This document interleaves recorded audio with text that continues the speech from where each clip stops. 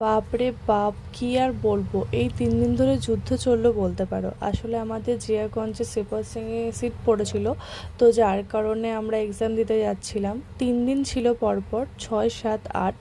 আর আমি প্রথম দিন গেছিলাম আমার বরের সাথে স্কুটিতে করে, আর এই 2 দিন বান্ধবীদের সাথে গেছিলাম। আর বান্ধবীদের অবস্থা দেখতেই পাচ্ছ, ওরা তো দৌড়ে ট্রেন ধরেছে, ট্রেন ঢুকে গেছিলো, তারপরে ওরা ঢুকেছে।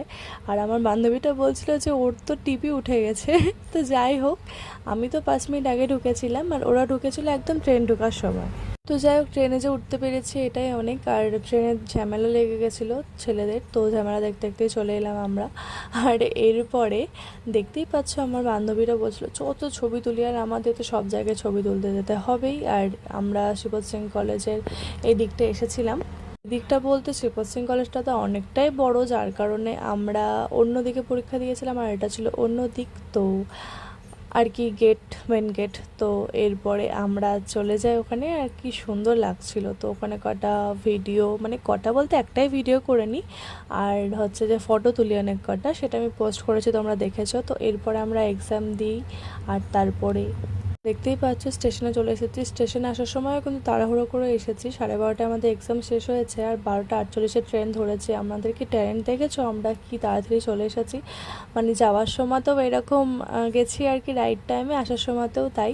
আর আমরা ট্রেনটা যাভাবে ধরেছি সেটার প্রমাণ তোমরা দেখতেই পাচ্ছ যে আমার ফ্রেন্ডটার ব্যাগ ছিঁড়ে গেছে, মানে আর একটা ফ্রেন্ডেরও তাই। মানে ট্রেনে উঠতে গিয়ে এমন অবস্থা হয়েছে, মানে ট্রেনের চক করে দুজনেরই ব্যাগ ছিঁড়ে গেছে, মানে ফিতেটা ছিঁড়ে গেছে আর কি।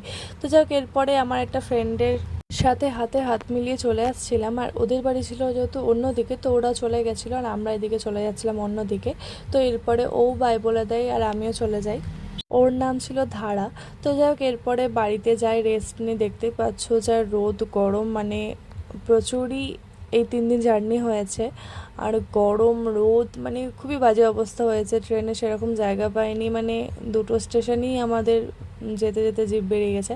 তো যাই হোক, এরপরে বিকেলবেলায় বেরিয়ে যায়, মানে সন্ধ্যেবেলায় বরের সাথে। এক্সাম শেষ হয়ে গেছে আনন্দে। তো তারপরে দেখতেই পাচ্ছ যে আমি দুটো টি শার্ট ট্রাই করছিলাম। তো এরপরে আমি এই ইয়েলো টি শার্টটা নিয়ে নিই। আর এই ইয়েলো টি শার্টটা নেওয়ারও একটা কারণ আছে। আমি ভেবেছি রবীন্দ্র সদনে একটা ডান্স করব, যার কারণে প্র্যাকটিস করতে হবে। আর সেখানকার রুলস হচ্ছে ইয়েলো শার্ট আর একটা ট্যাক্সুট বা লেগিংস পরতে হবে তার সাথে।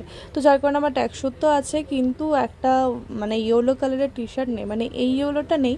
তো যার কারণে বাজার কলকাতাতে চলে গেছিলাম আর একটা টি শার্ট নিয়ে নিই ইয়েলো কালারের। আর দুটো ছিল, তোমরা জানাবে আমাকে পরে কোনটা ভালো লাগছে। আর একটা ছিল হাত কাটা, একটা ছিল হাফাতা, দেখতে পেলে। এরপরে বাড়ি চলে যাচ্ছিলাম। বাড়ি চলে যাওয়ার আগে দুটো দুধের প্যাকেট, একটা টক দই আর মায়ের জন্য রসগোল্লা নিয়ে নিই। আর